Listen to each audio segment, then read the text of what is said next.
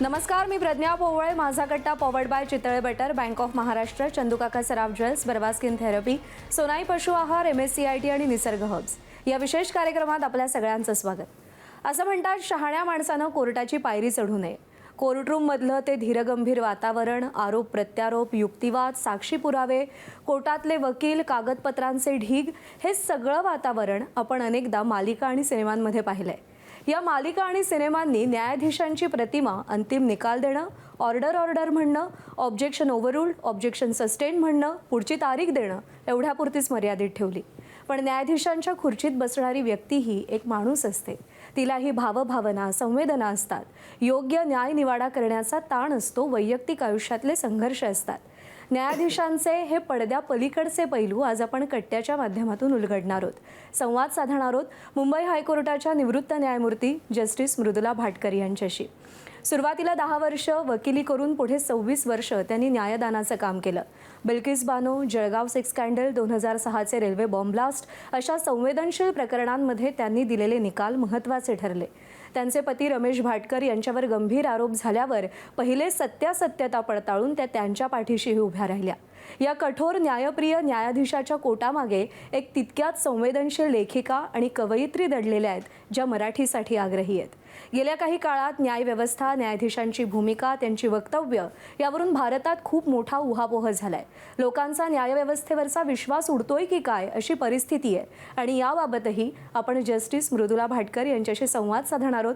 कट्ट्याला सुरुवात करूया. नमस्कार, आपलं स्वागत. नमस्कार. मला प्रश्न आहे की आता न्यायमूर्ती भाटकर म्हणायचं, मृदुलाताई म्हणायचं, मृदुलाताई, ते तुम्हाला जास्त काय आवडतं? मला मृदुला म्हटलेलंच खरं तर जास्त आवडतं. बरं, पण असं की म्हणजे जेव्हाही तुमच्याकडे आम्ही बघतो तर न्यायमूर्ती मृदुला भाटकर, ज्यांचे वडील प्रतापराव बेहरे हे खूप ज्यांचं म्हणजे रामशास्त्रींच्या सारखी ज्यांची प्रतिमा आणि ज्यांच्याबद्दल बोललं जातं असे ते न्यायाधीश होते. रमेश भाटकर खूप मोठे अभिनेते होते. त्यांचे वडील स्नेहल भाटकर यांचं मराठी गाण्यांबद्दल, मराठी संगीतामधलं योगदान कुणी पुसून टाकू शकत नाही असं आहे.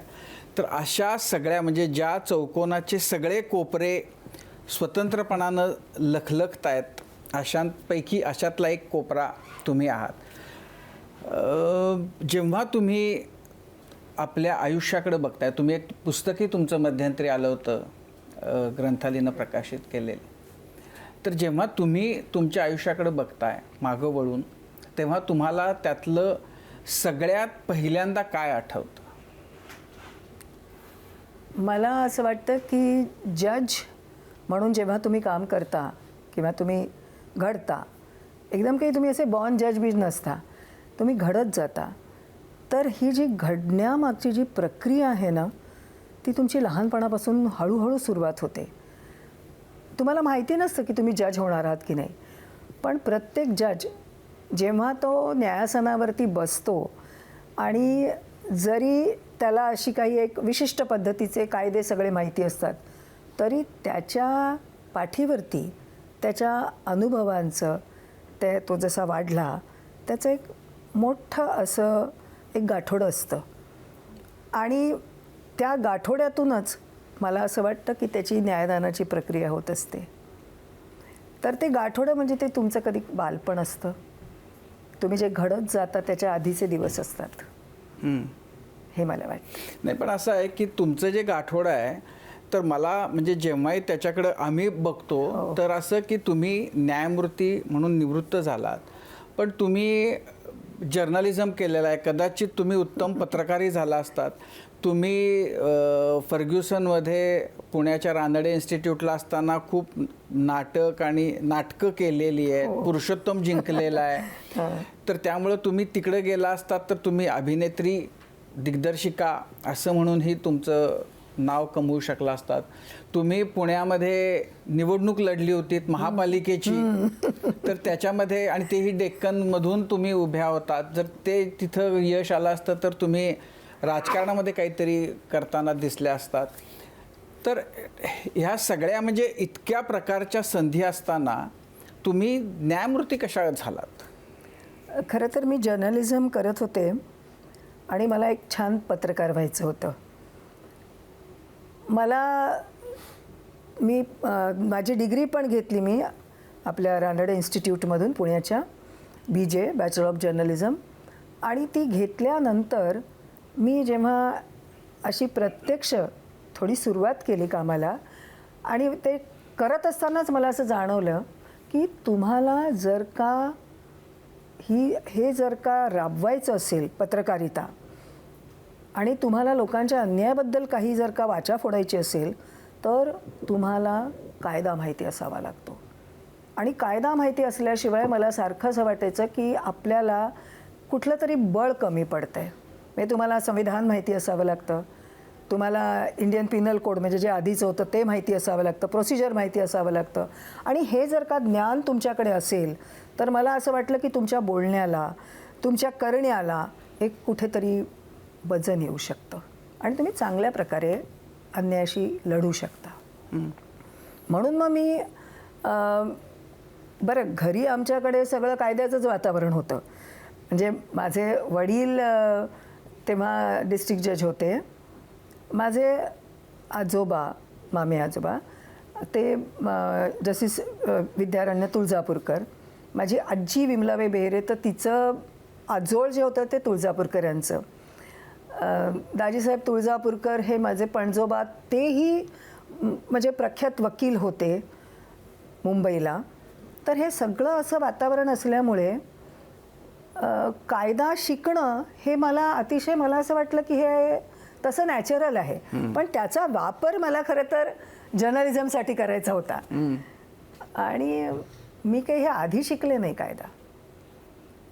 माझ्या वडिलांची इच्छा होती की मी इंग्लिश लिटरेचर किंवा माझं पॉलिटिकल सायन्स होतं BAला, की त्यांची इच्छा होती की मी खरं तर इंग्लिशची प्रोफेसर व्हावं, कारण माझा साहित्याकडे खूप ओढा होता. मी खूप वाचायचे, तेव्हाही छोटं छोटं लिहायचे.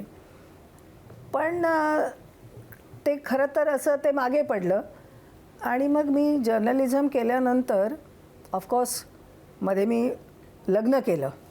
आणि मग लग्न केल्याच्या नंतर मला रमेशनी मला LLB जर करायला मदत केली असेल ती मला रमेशनी केली. असं आहे की म्हणजे जो पहिला प्रश्न होता की तुमच्या कुटुंबामध्ये प्रत्येकजण म्हणजे रमेश भाटकर त्यावेळेला बहुत म्हणजे सगळेच जण असं आहे की स्वतंत्र प्रतिभेचे असे धनी होते. रमेश भाटकर तुमच्या आयुष्यामध्ये कसे आले? आम्ही अर्थात नाटक आणि थिएटर हा पहिला दुवा होता.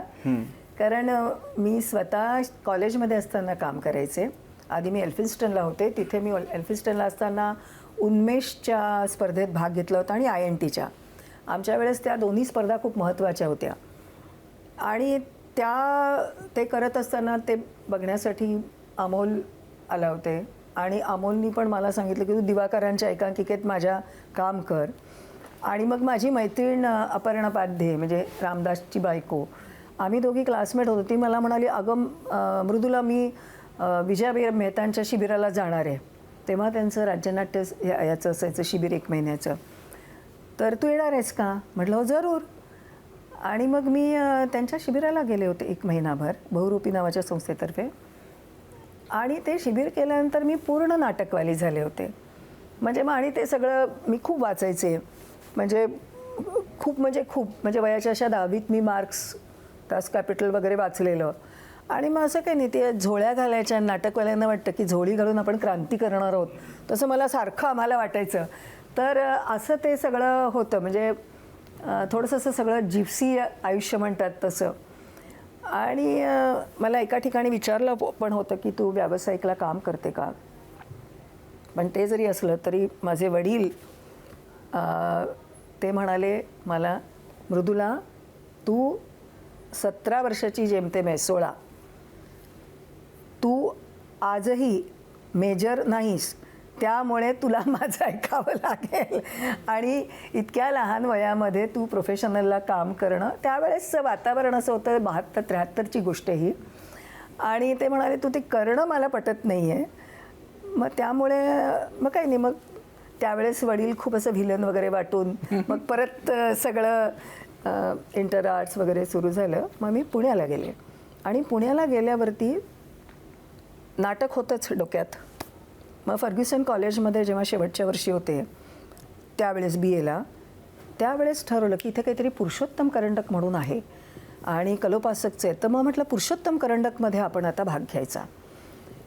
आणि मग कुठलं नाटक, कारण स्क्रिप्टची शोध हा फार महत्त्वाचा असतो, तो कळीचा मुद्दा असतो सगळ्या नाटकवाल्यांसाठी, कारण कसदार लिखाण हवं. मग असं करताना बाळ मोघे, ज्याला मी बाळमामा म्हणायचे, आता नाही आहे, पण अमोल पालेकरांचे ते अगदी लाईटिंग आणि ह्याचे खूप आतले असे होते.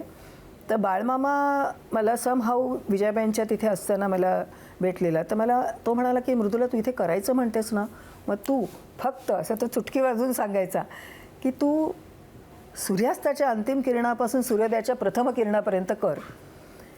मग मी म्हटलं मला चालेल, पण आता हे परवानगी मी आणतो.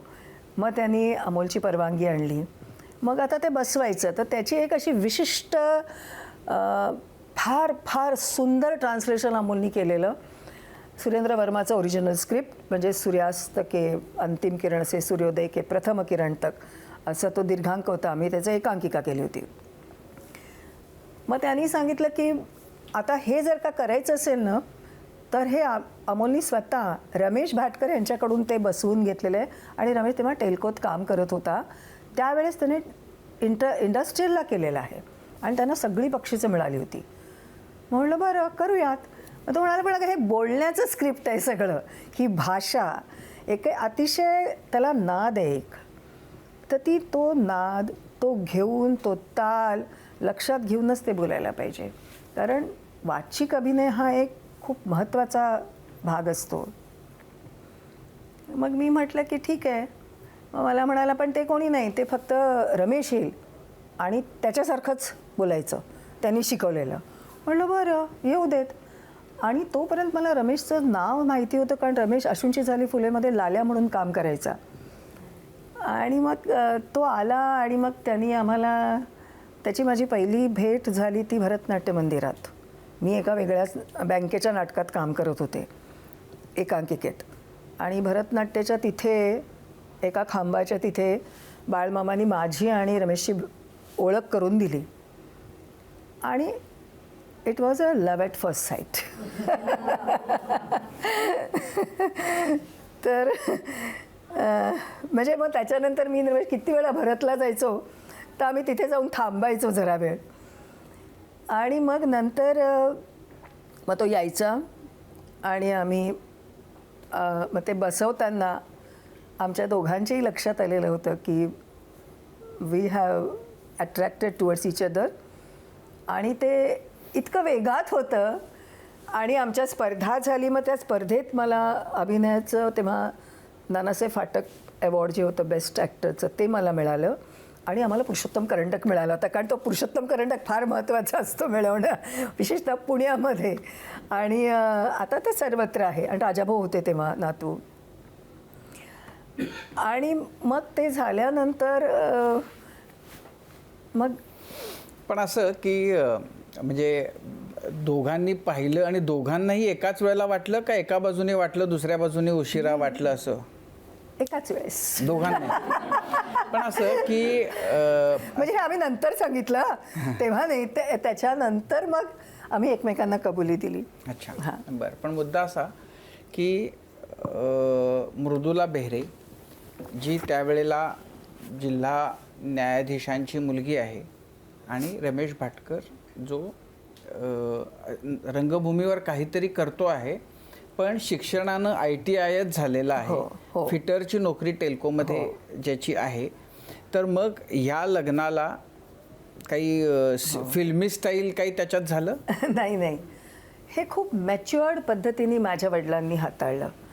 म्हणजे मला माझी आजी विमलाबाई बेहरे आणि माझे वडील प्रताप बेहरे ह्या दोघांचं माझ्यावरती खूप ऋण आहे.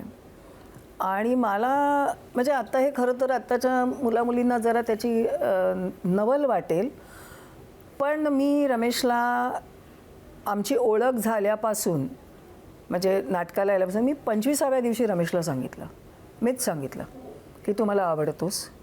क्लिअर केलं, कारण म्हटलं मला माहिती नाही ह्याला प्रेम बिम म्हणतात का, पण बहुतेक नसावं प्रेम, पण तू मला आवडतोस. तर रमेशनी कपाळाला हात वगैरे लावला असेल, नाही काय आता थोडं हेही केलं असेल त्याने, पण तो मला म्हणाला हो मलाही तू आवडतेस. आणि मग त्याच्यानंतर हे संध्याकाळी मी त्याला सांगितलं 6 वाजता. आणि आमचा तो 4 नंबरचा बसस्टॉप होता पुण्याचा डेक्कन जिमखान्यावरती. मग त्याच्यामागे एक हॉटेल होतं, तिथे आम्ही त्याच्याकडे खूप पैसे असले तर आम्ही जाऊन कधीतरी कॉफी अफोर्ड करू शकायचो.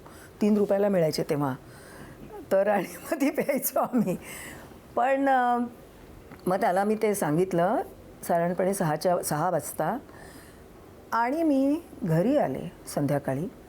वडील मला भेटले 8:30 वाजता. जेवणं झाली आमची लवकर, कारण माझ्या घरी खूप शिस्तीचं वातावरण होतं. आम्ही सकाळी लवकर उठायचं असायचं आम्हाला. संध्याकाळी आम्ही रामरक्षा वगैरे सगळं म्हणायचो. गीतेचा पाठ म्हणायचा 2रा अध्याय, आणि हे सगळं करायचो. त्यामुळे मला जेवणं झाल्यावरती मला वडिलांना मी सांगितलं, वडिलांना मी काका म्हणायचे. म्हटलं काका मला तुम्हाला सांगायचं आहे महत्त्वाचं. मला म्हणाले काय आहे, तर ते मी म्हटलं मी ना आज संध्याकाळी एका ते रमेश भाटकर आहे, काकांना माहिती होता, पण माझे वडील पण तसे नाटकाचे खूप शौकीन होते. आणि तर त्यांनी मला तर म्हटलं असंच आहे, रमेश भाटकरला मी सांगून आले की मला तो आवडतो. आणि मी त्यांना हेही सांगितलं, मला आठवतंय मी त्यांना सांगितलं मला तो पुरुष म्हणून आवडतोय असं मला आत्ता वाटतंय, मला माहिती नाही माझं प्रेम आहे की नाही. म्हणजे ती मला क्लॅरिटी एवढी होती की आपल्या काही वेळेस शरीराच्या गरजा असतात, त्या मनाच्याही होतात, पण नक्की कुठल्या काय हे आपल्याला समजत नाही, ही क्लॅरिटी मला होती. आणि हे जे लॉजिकल थिंकिंग आणि क्लॅरिटी आहे, हा मला असं वाटतं की माझी आजी तुळजापूरकरांचा आणि माझे वडील बेरे ह्यांचा मला वारसा आहे. त्यांची काय प्रतिक्रिया? हां, ते काय आता ते म्हणाले की त्यांना माहिती होतं की रमेशचं शिक्षण नाही आहे, SSC नंतर त्यांनी 3 वर्षाचा ट्रेंड अप्रेंटिसशिपचा कोर्स केला वगैरे, आणि नाटकात आहे असं. आणि मग त्यांनी मला सांगितलं की मृदुला उद्या सकाळी आपण सदन कमांडला फिरायला जाऊया. आणि मग सदन कमांडला फिरायला गेल्यावरती मी तुझ्याशी बोलतो. मग आम्ही सकाळी फिरायला गेलो आणि तिथे फिरल्यावरती आम्ही एका तिथे अशा कट्ट्यावरती बसलो, कट्टाच तर तर तिथे बसलो. आणि मला वडिलांनी सांगितलं की कसं, मग मी त्यांना सांगितलं की असं असं आहे आणि मला माहिती नाही आहे. तर मला माझे वडील म्हणाले दॅट्स फाईन, आय अंडरस्टँड, कारण तू आता अशी एक 17-17 वर्षाची आहेस आणि तुझं शिक्षण नाही आहे, तू अजून ग्रॅज्युएट नाही आहे, 17.5-17 होतं, तू ग्रॅज्युएट हो. आणि महत्त्वाचा मुद्दा म्हणजे तू 21 वर्षाची झाल्यानंतर आपण ह्या सगळ्याविषयी बोलू, प्रेम वगैरे तुझं काय, तुला लग्न करायचं आहे का त्याच्याशी किंवा काय. तेव्हा लग्न नाही करायचं मला अजिबात, आणि देशसेवा करायची हे माझं मत होतं. तर मी म्हटलं अजून तर तसं काहीच हे नाही आहे. ते म्हणाले तू पण म्हटलं मी तुम्हाला एक क्लिअर करते की मी त्याला भेटत जाईन, कारण मला त्याला भेटण्याची गरज वाटते.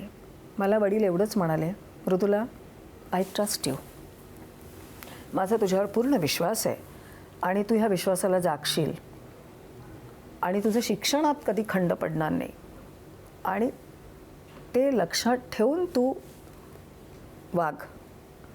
त्याच्यानंतर माझ्या वडिलांनी मला, मी जेव्हा BA झाले, माझं जर्नलिझम झालं, 21 वर्षाची झाल्यावरती त्यांनी मला विचारलं की व्हॉट इज द पोझिशन, आणि मी त्यांना सांगितलं की हे आहे अजून, आणि मग पुढचं झालं.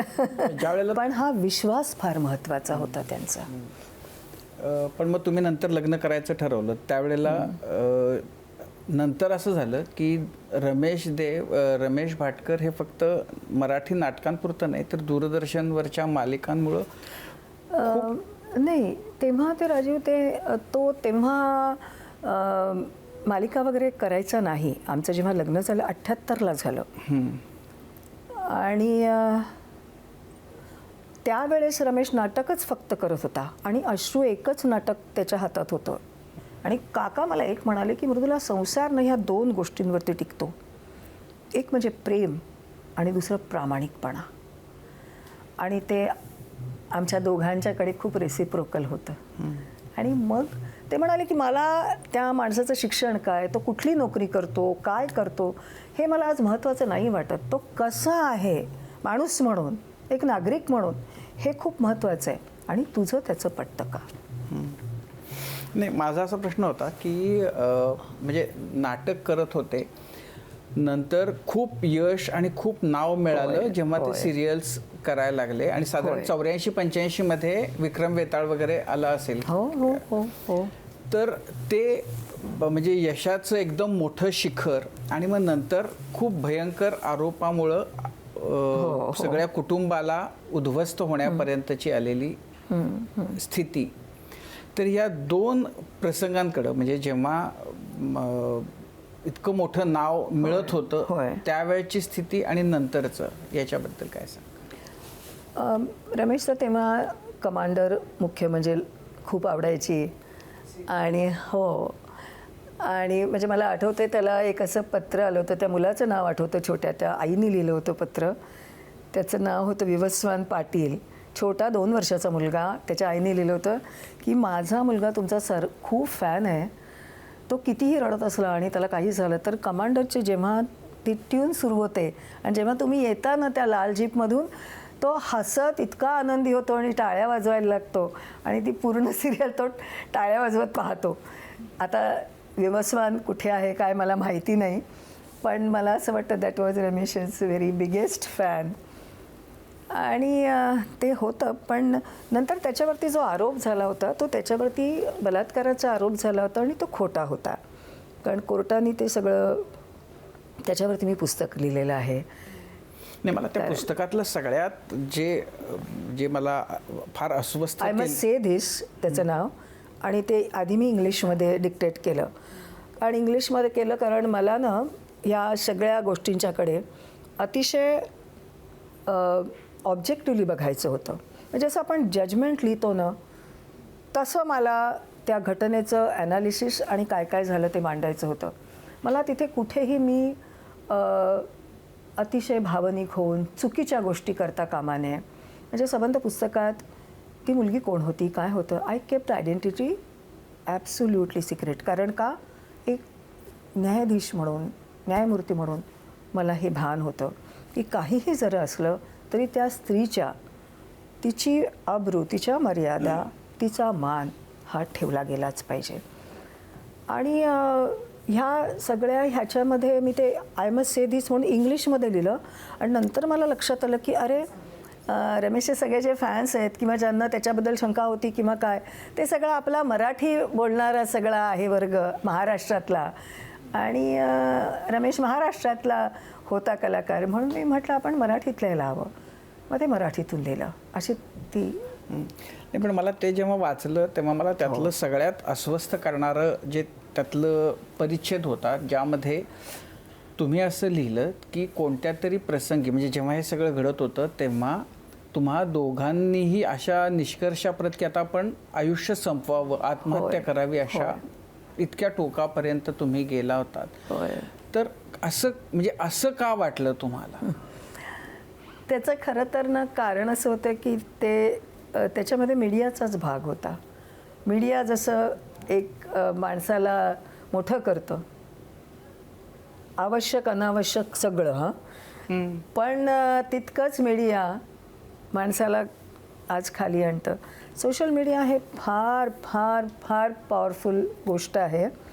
आणि आता तर ते सगळं ओपिनियन मेकर आहे, तेव्हा ते नव्हतं इतकं. तर आणि वर्तमानपत्र पण ऑफकोर्स. आणि तेव्हा जी काही बातम्या आल्या होत्या ज्या पद्धतीच्या, 2-1 दिवस पूर्ण फक्त तेवढंच सगळं चॅनल सांगत होते. आणि मला कळत होतं, आम्हाला माझ्याकडे सगळे प्रोसिजरली कसं आहे सगळं चूक चाललेलं आहे मला माहिती होतं. आणि मी त्याच्यावरती लिहिलं आहे म्हणून मी आता काही इथे जास्त भाष्य नाही करत. आणि तर ते सगळं चुकीच्या कळत होतं की इथपर्यंत होतं आलेलं. एका वर्तमानपत्रात लिहून आलं होतं की रमेश भाटकरांनी त्या मुलीचे नग्न आणि अर्धनग्न फोटो संबंध मुंबईभर वाटले.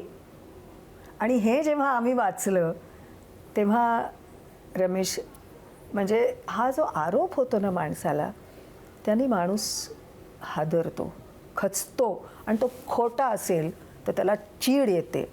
पण ती चीड कुठे बोलता येत नाही. कारण माझं अशी परिस्थिती होती की मी सिटी सिव्हिल अँड सेशन्स कोर्टाची जज होते.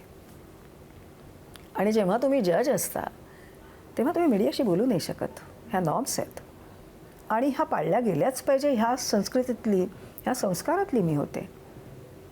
माझं न्यायाधीश असणं ही माझी पहिली जबाबदारी होती. म्हणजे बायको जरी असले तरी मी न्यायाधीश होते.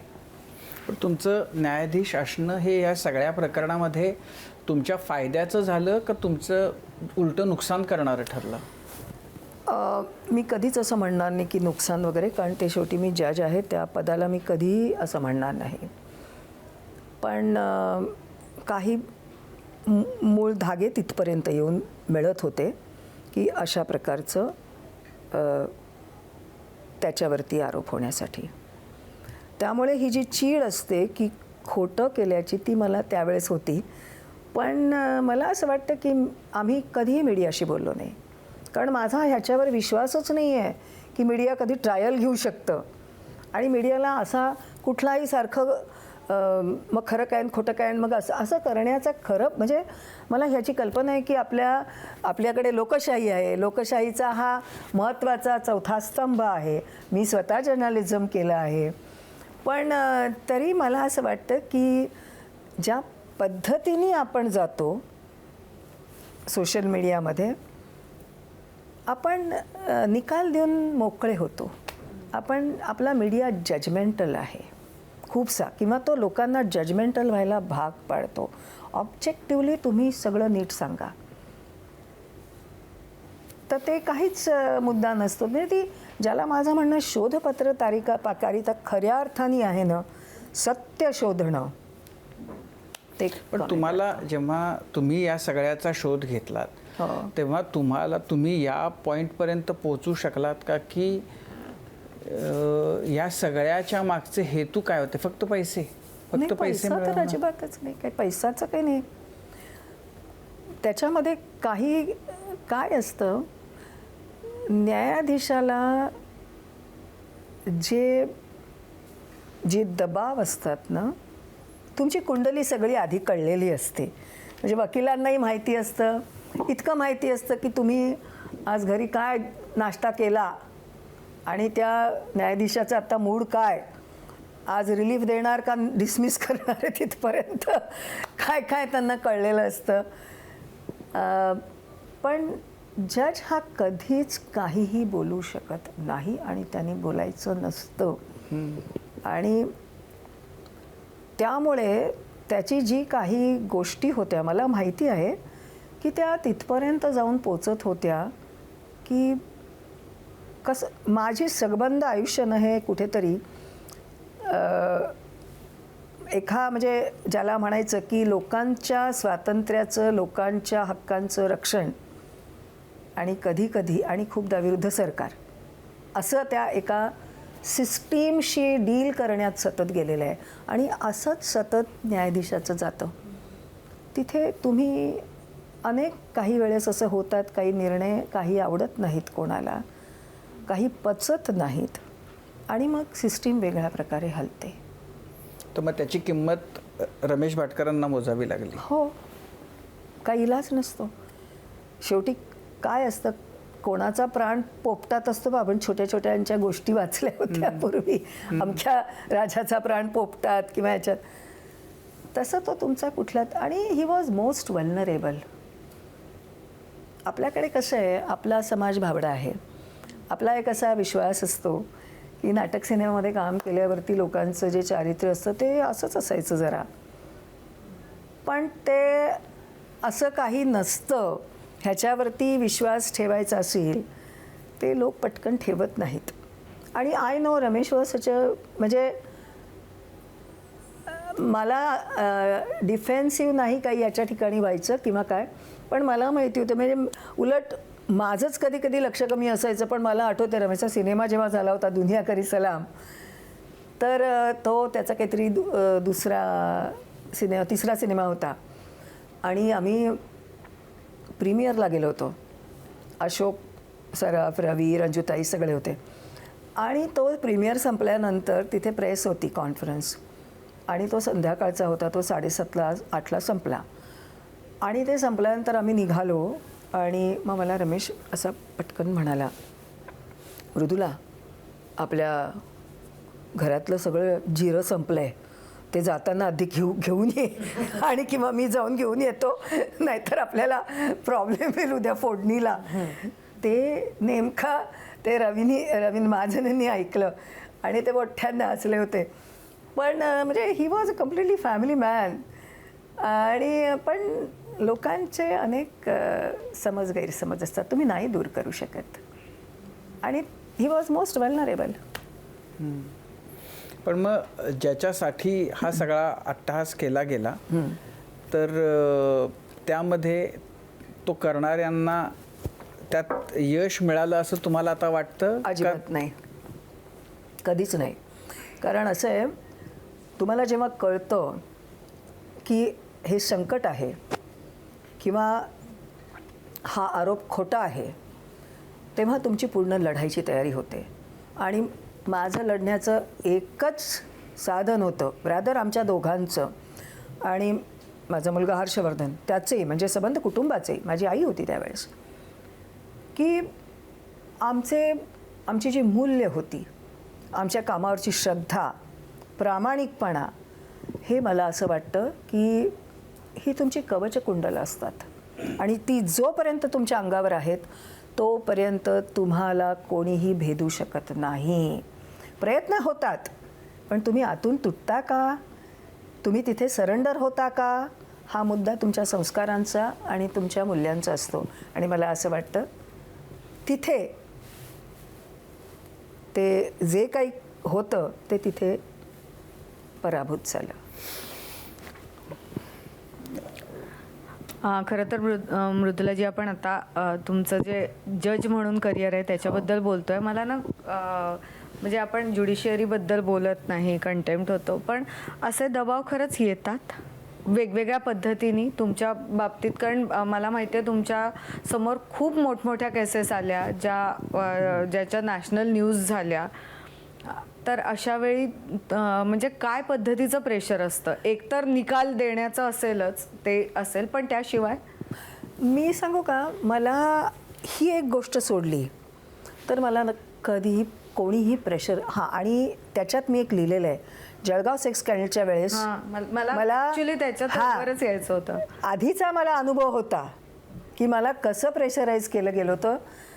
आणि तेव्हा ते पॉलिटिकल पार्टीकडून ते आलं होतं. काय असतं लोकांना कळत नाही, तेव्हा सेक्स स्कॅन्डल माझ्याकडे होतं आणि तुम्हीच त्याचं जजमेंट दिलं होतं. आणि तेव्हा ते चालू होतं 95मध्ये आणि 94ला डिसेंबरमध्ये मी चार्ज घेतला आणि ते पुण्यात चालू होतं. आणि ते चालू असताना माझ्याविरोधात खूप बातम्या, परत मीडियाच खूप बातमी की कशी मी इमॅच्युअर जज आहे, काही नाही हे वगैरे अशा पद्धतीच्या. आणि ती फार मोठी लढाई मी लढले होते. म्हणजे मी कंटेम्प्ट दाखल केलं त्यावेळेस. आणि खरं तर मी आय वॉज अ बेबी जज, तेव्हा मला जज होऊन 2.5 वर्ष झाली होती आणि मी ते जिंकले त्याच्यात नंतर. पण ती केस खूप नंतर चालत राहिली.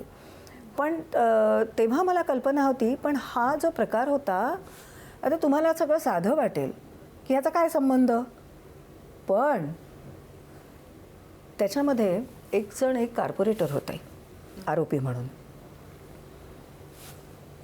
फेब्रुवारीत इलेक्शन होतं आणि माझा निकाल कदाचित 31 जानेवारीला येणार होता. त्याचे परिणाम काय होतील हे माहिती नसतं. हे आपल्याला, मला, तुम्हाला, आपण जे काही माणसं आहोत त्यांना ते आडाखे कळत नाहीत. पण राजकीय आडाखे हे वेगळे असतात. अर्थात मला कळतं की सरकार चालवणं खूप कठीण असतं, पण तरीही तुम्ही कधी कधी राजकीय आडाख्यांचा बळी ठरता आणि त्या लोकांना माहितीही नसतं कधी कधी की कोण कसा बळी गेलेला आहे, हेही तितकंच खरं असतं. तर दिस इज वॉट, हे मला माहिती होतं म्हणून. हा, पण हे एक ते आणि एक हे, ह्या पलीकडे मला कधीही कुठलाही दबाव वगैरे काही नाही आलेला. आणि काहीच म्हणजे मी वाचलेलं आहे की जेव्हा तुम्ही मुंबई उच्च न्यायालयात होत्या खूप महत्त्वाच्या केसेस तुमच्या म्हणजे बिल्किस बानो सारख्या केसेस तुमच्याकडे होत्या, तर अशा जेव्हा संपूर्ण देशाच्या नजरा त्या केसवर आहेत, तेव्हा एखाद्या जजची मानसिकता काय असते, काय प्रेशरमधून जात असतं? अगं नाही, शांत असतात तसं. म्हणजे मी तरी शांत असायचे, कारण केस आहे ती केससारखी केस आहे.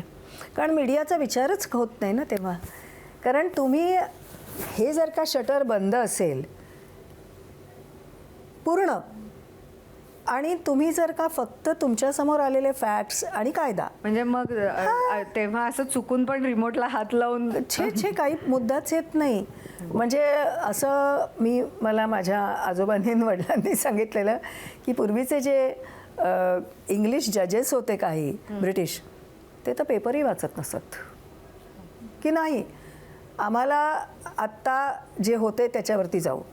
अर्थात याचा अर्थ असा नाही की जजेसनी जो एक नेहमी त्यांच्यावरती टीका होते की तुम्ही आयव्हरी टॉवरमध्ये राहून करणार का, तसं नसतं. तुम्हाला आपल्या देशातली परिस्थिती, इथलं सगळं जे काही आहे, तिथली गरिबी, तिथल्या वाचा फोडू शकणाऱ्या माणसांचा आवाज, हेही तुम्हाला हळूहळू कळतो, ऐकू येतो, जर तुम्हाला तितक्याच तुमच्या सामाजिक जाणीवा तीव्र असतील. आणि मी ते आधीच म्हटलं की सामाजिक जाणीवा तुमच्या तीव्र असणं आणि तुम्ही किती प्रसंगातून तुमचं आयुष्य जगलेलं आहात, ते जगणं हे तुम्हाला न्याय देण्यासाठी मदत करतं. म्हणजे परत मी म्हणते की कायदा प्लस एक्स इक्वल टू न्याय, कायदा अधिक क्ष. नाही, पण जेव्हा हे तुम्ही बोलताय तर म्हणजे एकच व्यक्ती की जिला हे सगळं भान ठेवायचं आहे, आणि तीच व्यक्ती की जी म्हणजे त्यातल्या अनिष्टपणानं ज्यांनी ते सिस्टीम वापरून घेतली आहे त्याचं बळी पण ठरते, जे रमेश भाटकरांच्या बाबतीत झालं होतं. तर म्हणजे हे सगळं होत असताना म्हणजे आत्ताही तुम्ही बोलताना तुम्हाला ज्यांनी हे घडवून आणलं त्यांच्याबद्दल म्हणजे ह्या सगळ्याच्या पलीकडे एक माणूस म्हणून आतून खूप चीड, खूप राग, याचा बदला घेतला पाहिजे, याचा सूड घेतला पाहिजे, यांना एक्सपोज केलं पाहिजे, असं नाही वाटलं? नाही नाही नाही नाही, असं काही वाटलं नाही. कारण मला सिस्टीम कळते. आणि मी तर महाराष्ट्र ॲडमिनिस्ट्रेटिव्ह ट्रायब्युनलची चेअरपर्सन म्हणून आत्ता काम केलं 5 वर्ष, गेल्या वर्षीपर्यंत. तेव्हा तर मला सरकार जास्त समजलं. आणि सिस्टीम नावाचा जो प्रकार असतो तो वेगळा असतो आणि तो समजून घ्यावा लागतो. लोकांचे असे अतिशय क्षुल्लक असे काहीतरी त्याच्यात रस असतो.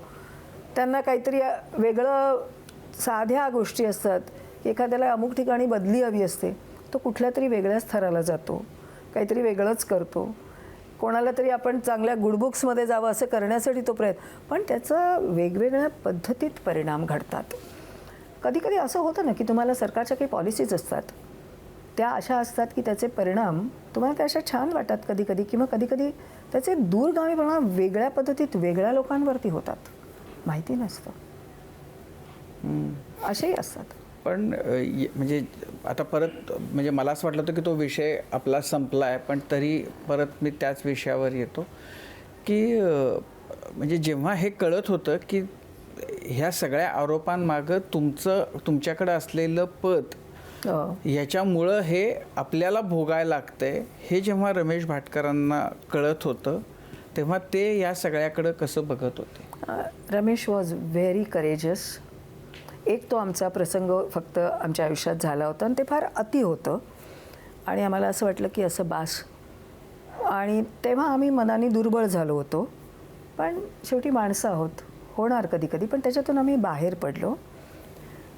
आणि रमेश वॉज व्हेरी करेजस, कारण जेव्हा माझ्यासमोर मॅटर्स चालायची आणि कितीतरी माझ्यासमोर तेव्हा अनेक महत्त्वाच्याही गोष्टी होत्या, आणि त्यावेळेस रमेश तिथल्या सेशन्स कोर्टमध्ये पुण्याच्या जाऊन तेव्हा तो जजसमोर हजर असायचा आणि तिथे उभा राहायचा आणि हे असं त्यांनी 30-40 वेळा केलं.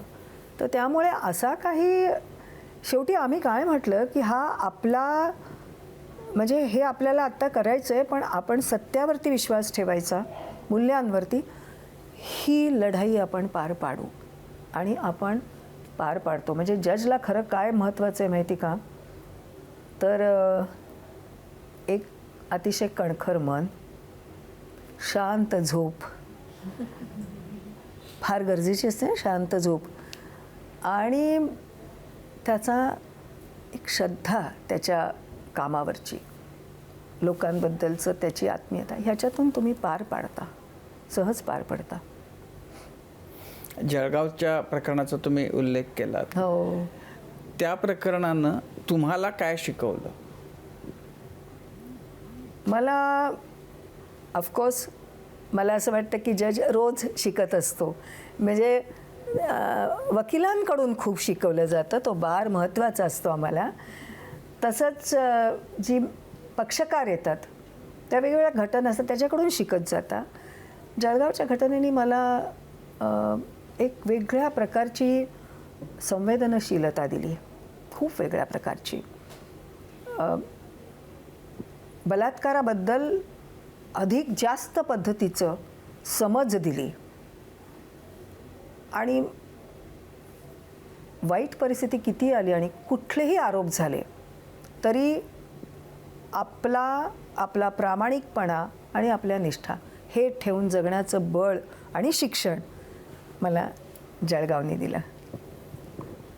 खरं तर मृदुलाजी, तुमच्याकडे महिलांशी संबंधित खूप केसेस आले या काळात. हो. खूप म्हणजे मी वाचत असताना मला लक्षात आलं की त्या जास्त होत्या.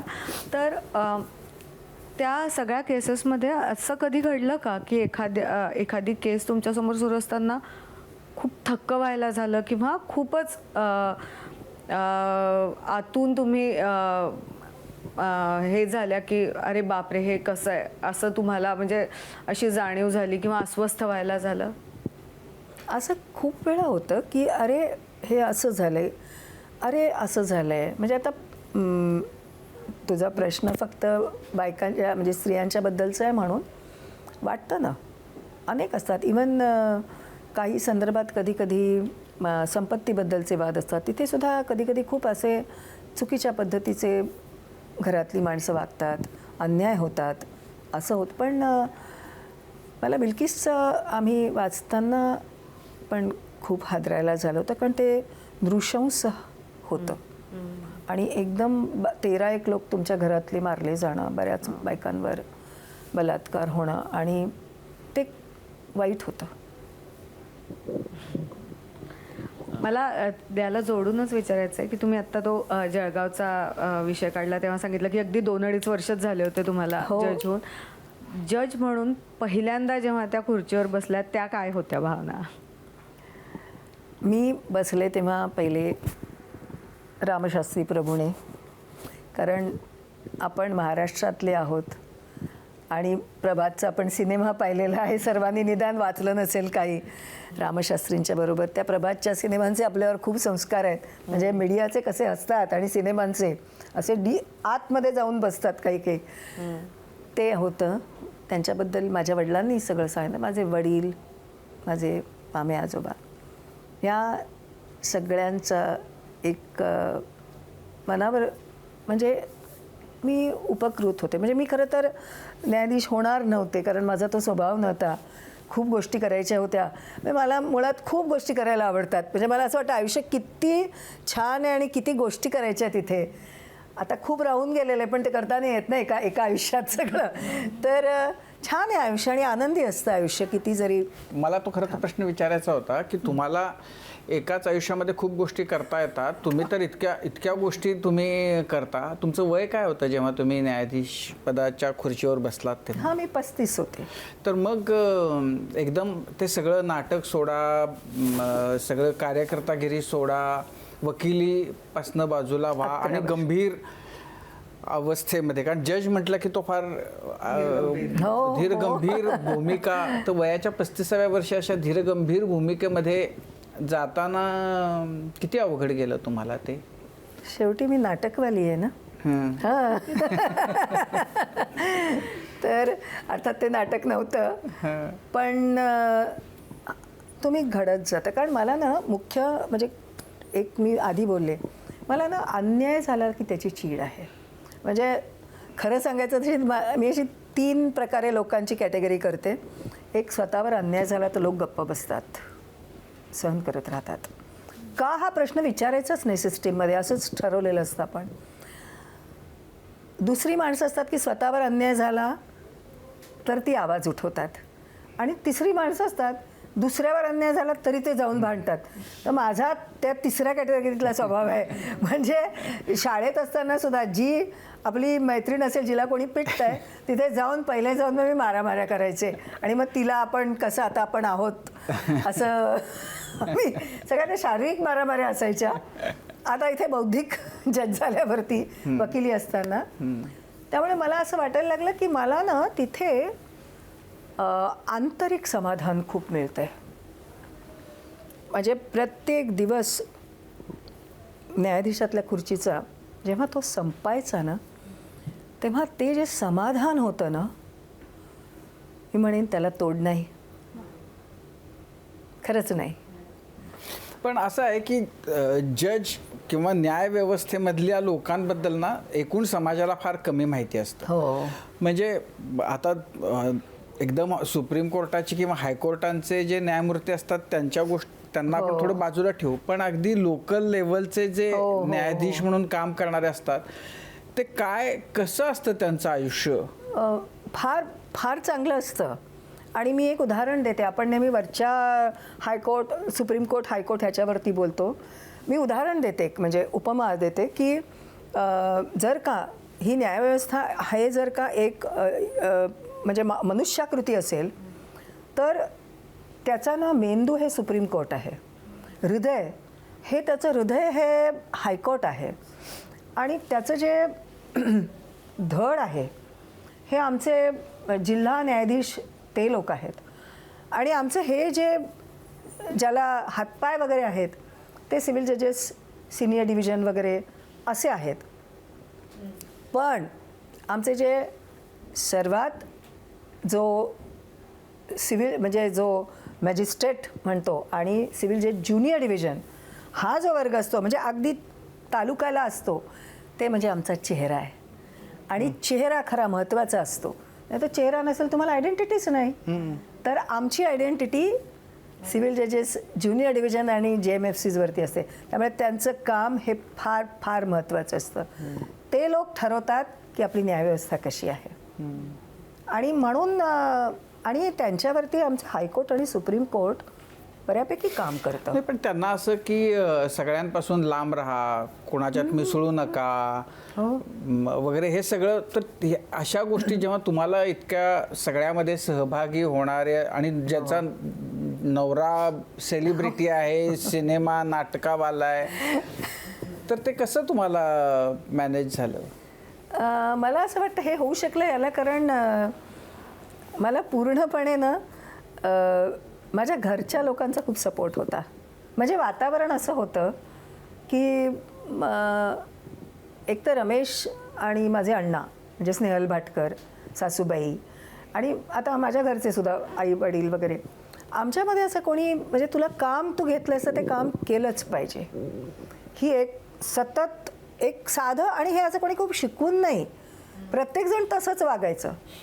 म्हणजे माझे आजोबा तुळजापूरकर हे सगळेजण असेच की काम आहे ते करायचं आणि तेव्हा मनापासून करायचं, जीव तोडून, संपला मुद्दा. इतकं साधं होतं.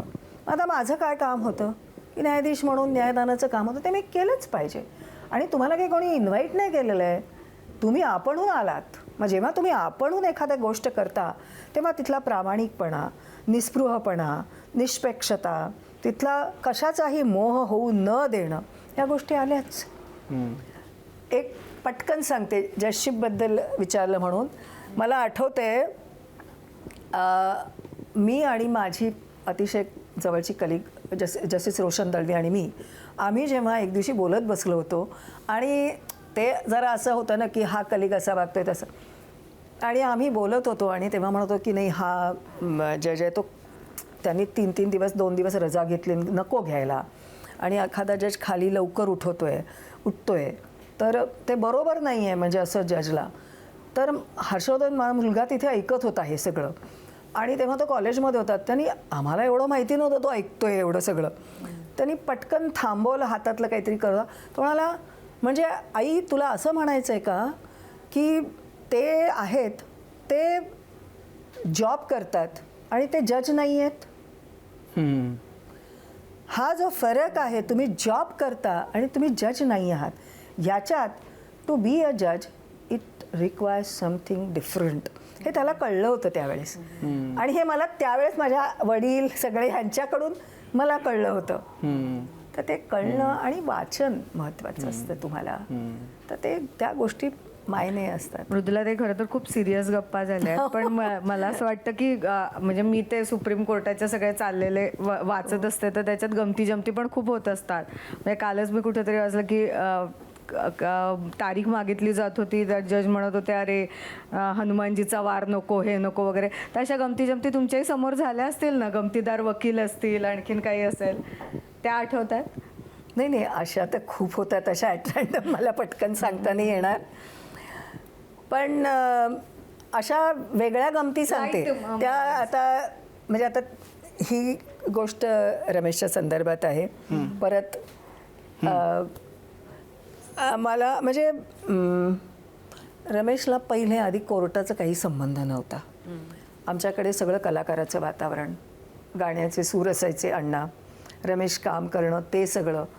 आता हा मी जज झाले, त्याला तितपत वकिली हे माहिती होतं. 2 वेळा असं झालं की तो पहिल्यांदा मी वकिली जेव्हा सुरू करायचे तेव्हा मी फॅमिली कोर्टात सॅटर्डे संडे करायचे, कारण फॅमिली कोर्ट तेव्हा पुण्याचं सॅटर्डे संडेला उघडं असायचं, कारण पक्षकारांना येता यावं. ह्याचं तेव्हा हॅलो इन्स्पेक्टर वगैरे चालू होतं तेव्हा, म्हणजे खरं हॅलो इन्स्पेक्टरचं संपलं होतं, त्याचे फक्त 26 एपिसोड झाले, पण ती फार मोठी सिरियल झाली. तर तो मग आमचं काय असायचं की तो शनिवारचा दिवस किंवा रविवारचा तो एकत्र जेवायचं आम्ही तिघांनी मिळून, आणि तो आमचा असा कुटुंबाचा दिवस आणि कुटुंबाचं जेवण असायचं दुपारचं. पण मी आपली नेहमी कायम म्हणायचं की ठीक आहे मी 12:30पर्यंत येते. 12:30 झाले, 1 झाला, मी येईच ना. मग तो शेवटी ते 2 जण गाडी घेऊन आले आणि त्या अलका टॉकीजच्या तिथे, तेव्हा ते तिथे होतं फॅमिली कोर्ट, तिथे थांबले खाली गाडी. काही दिसे ना, हे बघतायत आम्ही बाहेर. मग तो हर्षला म्हणाला की अरे मी जाऊन येतो वरती, आईला शोधून येतो कुठे ती. तेव्हा काही फोन बिन नव्हते, काहीच नाही. काहीतरी 87 वगैरे अशी काहीतरी 88 अशी काहीतरी गोष्ट असेल ती, 88-89. मग तो मला बघायला वरती आला, आणि मग वरती आला तेव्हा त्याला माझं संपवलं होतं काम, उशीरपर्यंत चालू होता एव्हिडन्स, आणि मी निघाले. आणि मी निघाल्यावरती आम्ही 2 जण मग त्या लिफ्टनी खाली आलो, आणि मग आम्ही आपल्या घरी गेलो. मंगळवारी माझी मैत्रीण मला जी वकील होती ती भेटायला आली, आणि ती चांगली मैत्रीण, ती मला हसत हसत म्हणाली, मृदुला तुला माहिती का मला 2-3 लोकांनी काय सांगितलं? म्हटलं काय? तर म्हणे अगं अशी चर्चा चालू आहे की रमेश भाटकर आता घटस्फोट घेत आहेत. याला कारण, आणि ते असंही सांगतायत की त्यांची जी वकील आहे ती एक बाई आहे, त्यांना पाहिलं आम्ही फॅमिली कोर्टमध्ये. तर असं काहीतरी गडबड होते. म्हणजे तो वसंत व्याख्यानमालेमध्ये बोलायला गेला होता तेव्हा त्याच्यावर काहीतरी बोलायला शेअर करायला लीना मेंदळे होत्या आणि रमेश, मला वाटतं नाशिकला नाही का नागपूरला काहीतरी होतं. मग ते 2 जण फ्लाईटनी आले, आणि मग तिथे आल्यावरती मग त्यांनी ते उत्तरतानाच असं निघालं.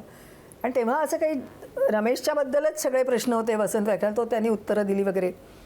आणि मग उतरताना त्या म्हणाल्या की कुठे जाणार, सोडू का? तर तो म्हणाला मी साऊथ बॉम्बेमध्ये जाणार आहे. मग त्या म्हणाला तिथे कुठे जाणार आहात तुम्ही? तिथे कुठे? मी तिथेच जाणार आहे. तर तो म्हणाला मी ह्याच्यात जाणार आहे यशोधनमध्ये, बिल्डिंग तिथे राहायला. तर ते म्हणाले यशोधन, तिथे कोणी आलं आहे का तुमचं, तुम्ही कोणाचे पाहुणे आहात का? तर तो म्हणाला नाही मी राहतो तिथे. मग त्यांनी प्रश्न केला की तुम्ही कसे काय? म्हणजे त्यांना असं वाटलं की हे काहीतरी चुकलंय हा माणूस असा का करतोय. तर मग तो म्हणाला की नाही, माझी बायको तिथे राहते म्हणून मी राहतोय आणि तिला तिथे राहायचं आहे म्हणून. ते म्हणाला बायको? तर तो म्हणाला की मृदुला भाटकर. तर त्या म्हणाल्या अरे मृदुला भाटकर तुमची बायको आहे, मला लक्षातच आलं नाही. तर असं ते गडबड होते की आता लाल दिव्याची गाडी तो कधीच वापरायचा नाही, कधीच नाही. म्हणजे ॲज अ जे म्हणते ना की प्रश्न विचारला की तुम्ही सेपरेट कसं ठेवू शकलात, कारण तो त्याची गाडी त्याचा ड्रायव्हर सेपरेट असायचं, माझं वेगळं असायचं. आणि कधीही त्यांनी लाल दिव्याची गाडी वापरायची नाही. फक्त एकच, त्याला जेव्हा कॅन्सर झाला तेव्हा फक्त मी त्याला माझी गाडी वापरायला द्यायचे की जाऊन किमो घेऊन बाबा तू परत ये. कारण मी त्याला टाटात सोडायचे, मग मी टॅक्सीने जायचे कोर्टात आणि मग त्याला यायला कम्फर्ट असावं म्हणून मग मी त्याला ती ठेवायचे आणि मग तो यायचा. पण मग तो नेहमी त्याची गाडी. आणि एकदा आम्ही रत्नागिरीला गेलो, भाट्याला जाताना आम्ही गेलो आणि हा तिथे उभा राहिला हायवेला, कारण त्याचे गावातले लोक होते. एकजण ते संत्र्याचं ते ज्यूस बीस करून द्यायचा, तो आपला चला गाववाले चला मी करून देतो असं करत तो तिथे करायला गेला ना, तर गाडीत येऊन बसला. आणि मग मी तिथे त्या एक आमच्या वहिनी होत्या त्यांना भेटायला म्हणून बाहेर पडले. हा तिथे बसला होता आतमध्ये. आणि आतमध्ये बसल्यावरती तिथे जाणारे कोणी लोक तिथे थांबले त्या ज्यूस प्यायला. तर त्याच्यातला एक जण पटकन तिथे म्हणाले ह्या कलाकारांचं काय चाललंय हो. म्हणे ते असे आपली लायकी बिकी काढतात अशा वेळेस लोक, काय ह्यांची लायकी आणि लाल दिव्यांच्या गाड्या घेऊन फिरतात हे म्हणे, असं सगळं चुकतं सरकारचं. तर माझा ड्रायव्हर बाहेर उभा होता, त्याने ऐकलं, त्याला राहावलं नाही. तर तो म्हणाला साहेब नाही वापरत, ह्या आमच्या मॅडम आहेत, त्यांची गाडी आहे ती आणि साहेब तिथे त्यांचे गेस्ट म्हणून बसलेत. तर हे असे गैरसमज होतात. तर अशा वेगळ्या गमती. मॅडम, कोर्टाकडून लोकांची खूप अपेक्षा असते आणि न्यायाधीश न्यायदान करताना जे कमेंट करतात त्याचे समाजात खूप मोठे पडसाद उमटतात. होय. आता कर्नाटकचं एक उदाहरण घ्या. कर्नाटकच्या न्यायाधीशांनी असं सांगितलं की लोकांना शिस्त लावण्यासाठी त्यांचे हातपाय तोडले पाहिजेत. आपल्या सरन्यायाधीशांनी असं म्हटलं की बेरोजगार तरुण जे असतात ते कॉक्रोच असतात. हा जो न्यायाधीशांनी मोजून मापून बोललं पाहिजे, हा जो संकेत आहे संवेदनशीलपणा दाखवला पाहिजे, हे कुठंतर आता सध्या ते संकेत दूर होत आहेत किंवा न्यायाधीशांची असंवेदनशीलपणा अशी वाढत चालली असं वाटतं तुम्हाला? मी खरं सांगू, आपल्याकडे ना खूप वेळा निकालपत्र न वाचता चर्चा होतात मीडियामध्ये. आणि तसंच आपल्याला नेमकं त्यावेळेस घडलं काय हे माहिती नसतं. आणि कारण मी स्वतः कोर्ट रिपोर्टिंग मी स्वतः शिकले आहे आणि मला माहिती किती ऑब्जेक्टिव्हली करायचं असतं. चटपटीत बातम्या येतात, टर्न होतात. आणि खरंच म्हणजे आपले सरन्यायाधीश फार वेगळ्या कॉन्टेस्टमध्ये कॉक्रोच म्हणाले. ते असं म्हणालेले नाही आहेत आणि तो सगळा अर्थ फिरवून फिरवून फिरवून काहीतरी वेगळा होतो आहे. तो ठीक आहे. आणि जर समजा कोणी असं म्हणाले की हातपाय तोडलं तर त्यांनी बोलायला नको होतं. आणि एवढंच की हे जे भान आहे ना ते सतत ठेवावं लागतं तारेवर तुमच्या बोलण्यात आणि कशातही. तर ते हरवून चालत नाही. आणि म्हणून त्या पदावरती असताना आम्ही कुठल्याही वर्तमानपत्र काय, मला तर असं सांगितलं होतं की कुठल्या डायसवरती पण कुठे काही त्याच्यावर बोलवलं ना व्यासपीठावर जायचं नाही आणि एक गुलाबाचं फूलसुद्धा घ्यायचं नाही. नाही म्हणजे नाही. तर असं ते आहे. माझा अजून एक प्रश्न आहे. न्यायसंस्था लोकांचा विश्वास आहे, पण बदनाम याच्यासाठी आहे की तारीख पे तारीख. हो. म्हणजे खटला वर्षानुवर्षे चालत राहतो, 20 वर्ष 30 वर्ष, आणि एकदम म्हातारपणात कोणाला तरी शिक्षा होते किंवा न्याय मिळतो. हो. एवढी वर्षे का लागतात न्याय मिळण्यासाठी? काही ठराविक टाईम लिमिटमध्ये देता येत नाही का? याच्यासाठी जबाबदार कोण, न्यायाधीश की सिस्टीम? मी एक सांगू, आता समजा खांडेकरांना सांगितलं की खांडेकर तुम्हाला ना एका दिवसात 50 इंटरव्ह्यूज घ्यायचे आहेत, हं माझा कट्टाला. घेऊ शकाल? शक्यच नाही. तीच गोष्ट जी न्यायाधीशाची आहे. आता आमच्याकडे इतकी मॅटर्स असतात. अरे 100-150 मॅटर्सचे बोर्ड, 100-80 मॅटर्सचे बोर्ड्स होतात. ती आम्ही मॅटर एक 40-50 वाचून जाऊ शकतो आणि त्याच्यातल्या एक 10-15मध्ये आपण निकाल देऊ शकतो. आणि याला खरं कारण काय सांगू का? आपली वाढती लोकसंख्या. ही लोकसंख्या कमी करा. हा कुठल्याही आजही कोणाच्या पॉलिटिकल अजेंड्यावर हा विश्वास म्हणजे हा अजेंडा नाही आहे, हा विषय नाही, पण हे गरजेचं आहे. आपली जर का लोकसंख्या कमी झाली किंवा कमी असती आहे ते न्यायाधीश पुरू शकतात. तुम्ही न्यायाधीशांची संख्या वाढवा, त्याला किती गोष्टी लागतात, इन्फ्रास्ट्रक्चर, ते तुम्ही देऊ शकत नाही. आणि म्हणजे साधं आहे की तुम्हाला जर कॉम्प्युटर लागतात तर कॉम्प्युटरसुद्धा नसतात, कधी ते बंद पडतात कारण आपली इलेक्ट्रिसिटी जाते. ह्या सगळ्या गोष्टी करत जातात आणि 100-200. आणि दुसरं आणखीन सांगते की मी नेहमी म्हणते की आपण शत्रू शोधला तर आपल्याला कळतो की तो मीच आहे. I found the enemy and it's us. तसं लोकांच्या बाबतीत कधी होतं आहे. आपली लोकशाही आहे. जसं सरकार आपलं आहे असं आपल्याला वाटावं लागतं आणि त्याच्यात आपला सहभाग असावा लागतो, तसा न्यायसंस्थेमध्ये न्यायालय चालवण्यासाठी आज नागरिकांचा सहभाग महत्त्वाचा असतो. त्यांनी साक्षीदार येणं महत्त्वाचं असतं. तसं होत नाही. आणि तसाच आता तडजोडीने जे कामं मिटवणं हे कमी झालं आहे. कारण मला असं वाटतं आपल्या कुटुंबातला आपला एकमेकांच्याबद्दलचा सहनशीलता, टॉलरन्स एकदम कमी झालेला आहे. माणसं अशी जरा भांडकुदळ झालेली आहेत. म्हणजे खूप भांडतात पण ती योग्य कारणासाठी भांडत नाही. म्हणजे सिविक सेन्स वाढायला हवा. आजचं गटार का आहे म्हणून तिथे जाऊन भांडत नाही की तिथे भांडायला हवं, पण विनाकारण वेगवेगळ्या गोष्टींशी सेन्सिटिव्ह होऊन भांडत राहतात. म्हणजे आता साधं आहे की तुम्ही अटेंडन्स करायला पाहिजे कॉलेजेसमध्ये, पण नाही, काय रूल आहे. आपण इतकं जात होतो का? आज विद्यार्थीसुद्धा किती वेळा रिट पिटिशन्स दाखल करतात. म्हणजे मला नाही वाटत माझ्या हातून मी असं धाडस झालं असतं, कारण मग त्यांचं शिक्षणावरचं सगळं लक्ष जातं आणि तुम्ही वेगळ्याच गोष्टीच्या पाठीमागे लागता. आणि वास्तविक तुम्हाला जो अन्याय वाटतो तेव्हा तो नसतोच, तो नियम असतो. मग नियम तुम्हाला अन्याय वाटतात, तसं नाही चालत. समाज चालवायचा म्हणजे नियम असायचेच, हा फरक पडतो. 2 प्रश्न आहेत.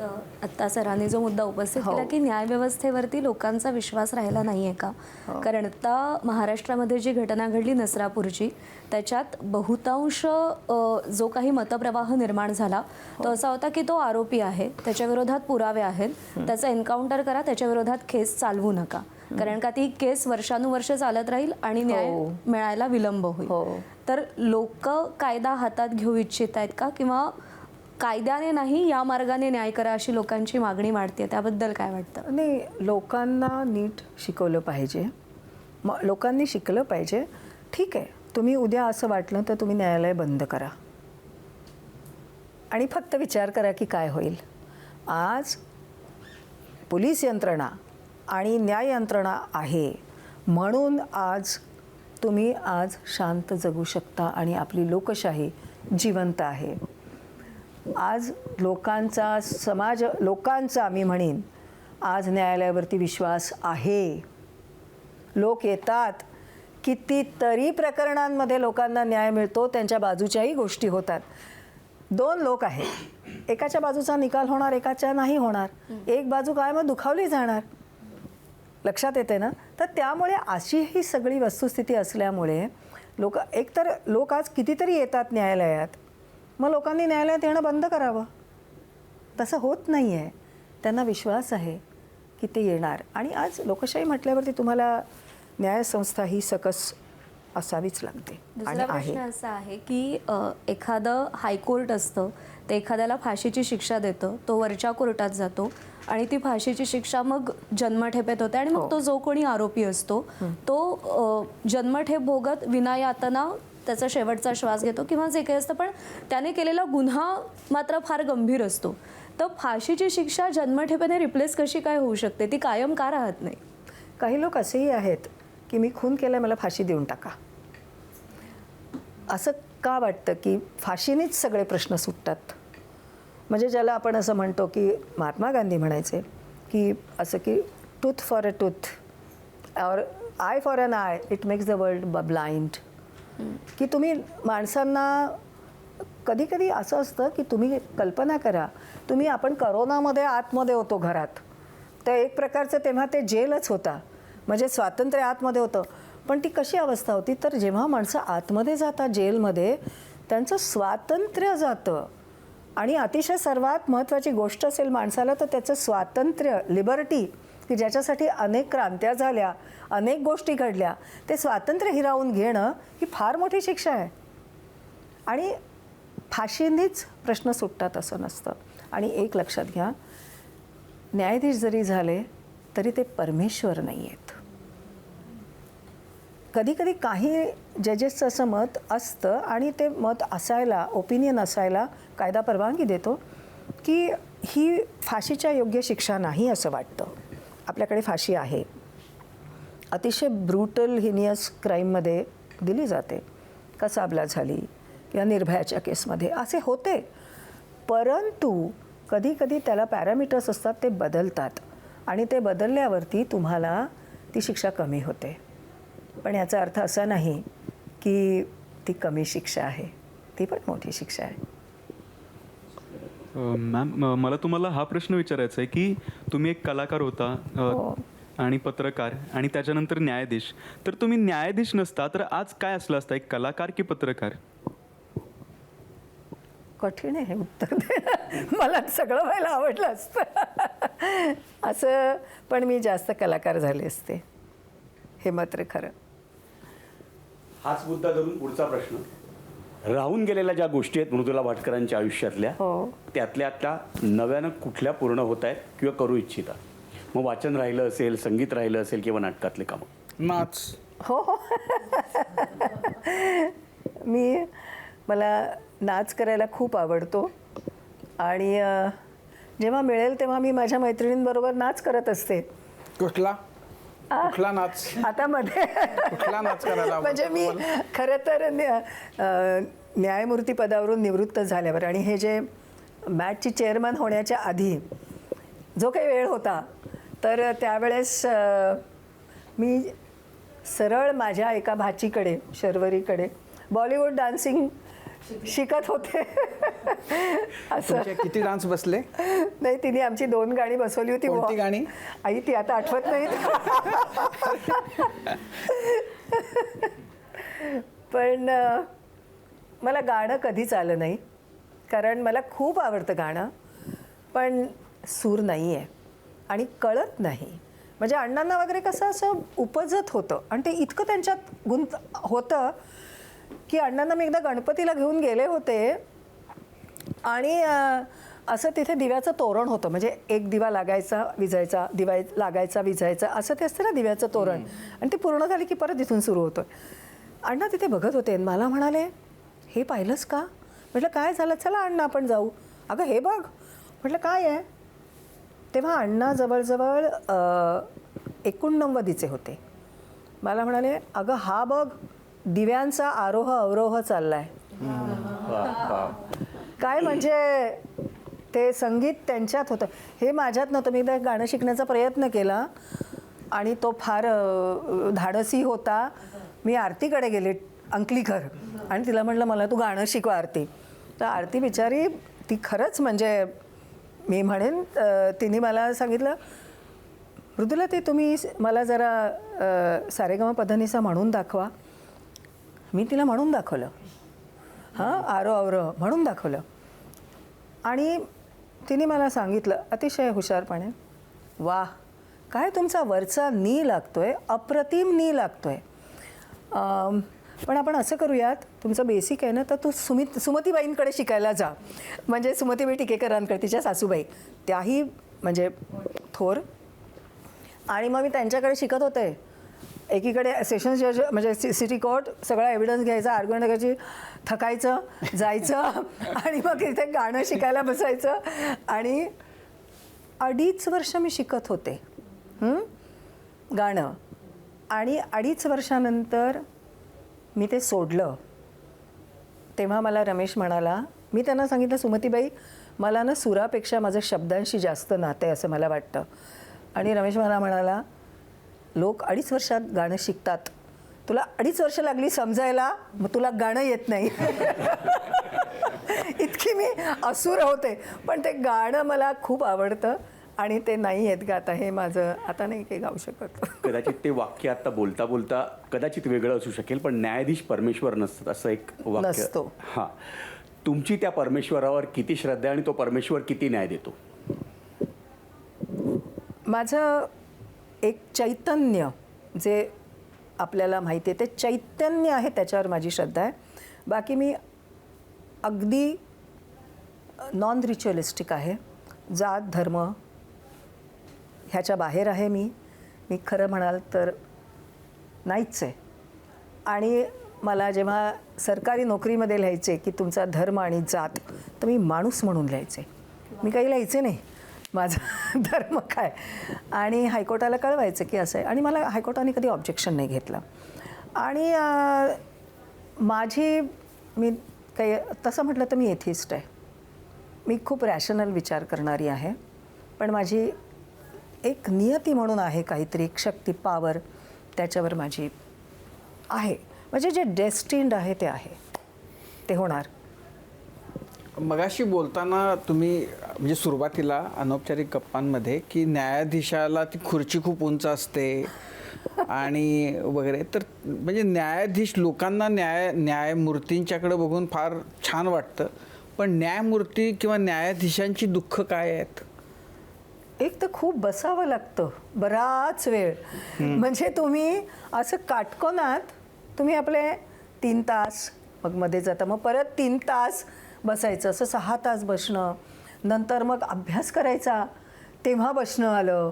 मग नंतर रात्री परत तुम्ही वाचा, बसणं आलं. डिक्टेशन द्या, बसणं आलं. हे बसणंच खूप असतं. आणि म्हणून ना मी खरं तर लोकांना बसायला खूप आवडतं, पण वेगळ्या संदर्भात. पण मला त्यामुळे मी ना कधी कधी नाटकाला अनेक वर्ष जातच नसे किंवा सिनेमाला, कारण म्हटलं 3 तास कोण बसणार परत. म्हटलं मला असं त्रास व्हायचा. पण त्याच्यामुळे मी खूप चालते, मी खूप व्यायाम करायचे, सायकल चालवायचे. आजही मी सायकल चालवते. आणि मग 55 वर्षानंतर मी आणि माझी मैत्रीण जी आहे जसी दळवी, आम्ही दोघी 55 वर्षानंतर काही ट्रेनिंग नाही, वेड्यासारख्या हाफ मॅरेथॉन पूर्ण केली. अशी 3 वेळा केली अशी. तर ह्या गोष्टी मग तुम्ही जपत राहता आणि तिथून तुम्हाला. पण असं की 3 तास नुसतं बसायचं नाही, अनेकदा म्हणजे ते समोरची आर्ग्युमेंट्स जी आहेत ती अत्यंत बोगस, बकवास, कंटाळवाणी अशी पण असू शकतात. तर तुम्ही खरंच 3 तास बसतायचा तेव्हा ते 3 तास ऐकत होतात? ऐकावे लागतात, कारण त्याच्या पाठीमागे एक मोठा पक्षकाराचा चेहरा असतो आणि तो काहीतरी मागायला आलेला असतो. आणि कधी कधी कळतं की ती नाही आहेत, पण ती ऐकावी लागतात. पण मी सांगू का ह्याच्यावर ते काय आहे म्हणजे तडजोड, आपला त्याला तोडगा किंवा उपाय. मला असं वाटतं की न्यायाधीशाची स्वतःची विनोदबुद्धी खूप जागृत पाहिजे. आणि ही विनोदबुद्धी तुमची जर जागी असेल ना, तर तुम्हाला अशा खूप गमती जमती स्वतःतल्यासुद्धा कळतात आणि ह्याच्यातल्यासुद्धा कळतात. म्हणजे हसणं पाहिजे की ते महत्त्वाचं आहे. पण म्हणजे असं काही तुम्हाला आठवतोय असा प्रसंग की अत्यंत बोगस काहीतरी समोरचा वकील बोलतोय? आत्ता मला नाही सांगते तसं. पण तुम्ही काय म्हणजे तुम्ही सांगू नाही शकायचात की अरे तुम्ही फार हे काहीतरीच बोलताय, फार बोर करताय, तुम्ही मुद्द्यावर या? म्हणजे असं खूप असं जरी कितीही जरी झालं ना, सांगतो आम्ही की नाही हे तुम्हाला मुद्द्यावर आलं पाहिजे आणि बोललं पाहिजे. कधी कधी दोन्ही वकिलांचे आवाज इतके चढतात, माझाही चढायचा, विशेषतः माझा चेअरमन असताना चढायचा, कारण सरकारी फाईल यायचीच नाही, दिवसेंदिवस यायची नाही. आणि मला कळायचं नाही तर हे का असं होतं आहे. म्हणजे त्याचे अनेक पैलू आहेत त्याच्यात, सिस्टीम परत येते. पण मला असं वाटतं की सरकार हे सिस्टीम प्रोसिजर पाळत राहतं सारखं, ते नको. आणि कोर्ट हे सिस्टीम जी आहे ती सिस्टीमपेक्षा माणसावर जातं. तिथे सिस्टीमपेक्षा माणूस महत्त्वाचा असतो. तर ते तसं जातं आणि मग ती येत नाही. तर मग इतके असे दोन्ही वकील इतके चिडलेले, इतका जोरात आर्ग्युमेंट, हे नेहमीच आहे. अनावस्था प्रसंग कधी आला तर तुमच्या असे कोर्टात? नाही, असे जोरात ओरडत होते इतके. मग मला काही त्यांच्या पलीकडे एकदा झालं ओरडून माझं, मला लक्षात आलं आता आवाज संपला हा आपला.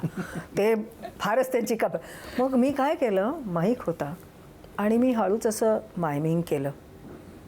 त्यांना लक्षात आलं की काहीतरी जज बोलतायत आणि मी खरं काहीच बोलत नव्हते.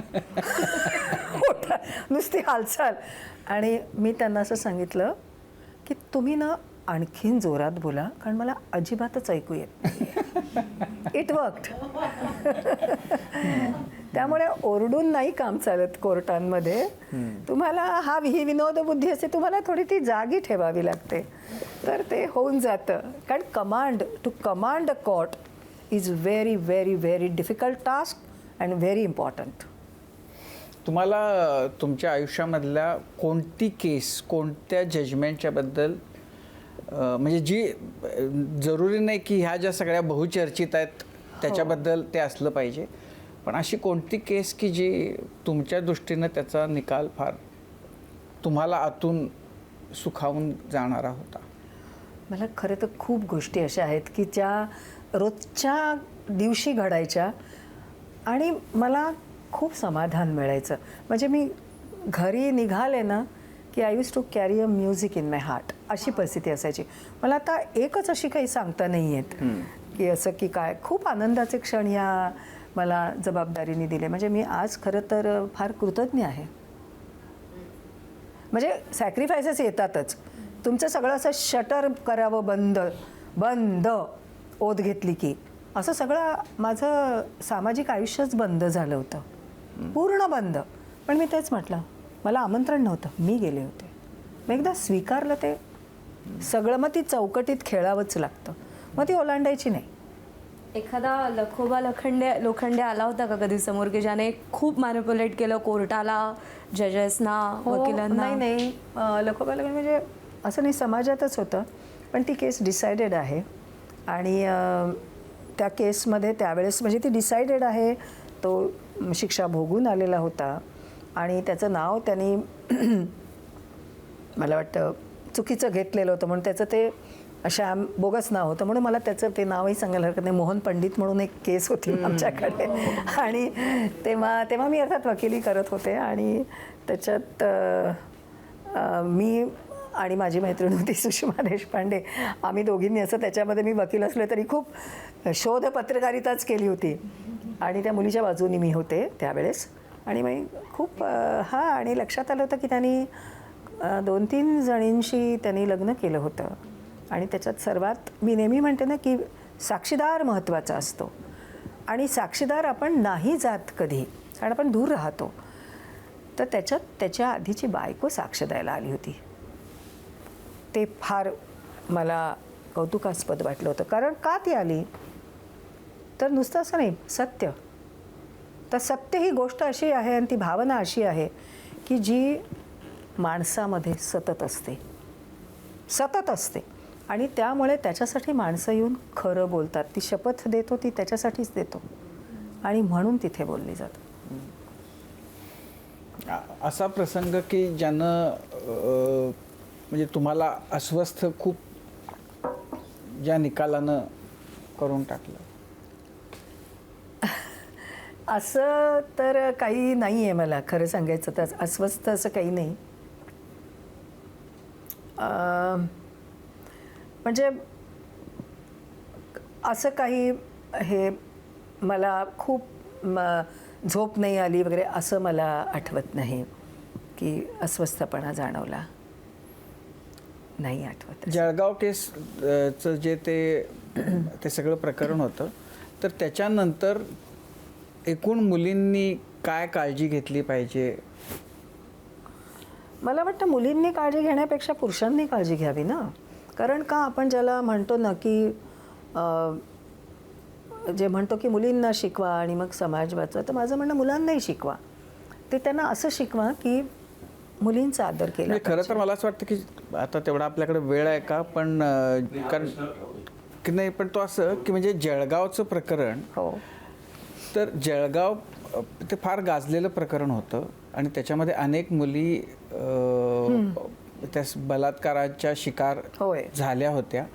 तर त्याच्यापासून म्हणजे समाजाला काही शिकायला मिळालं का, मिळेल का, तुम्ही काय सांगाल?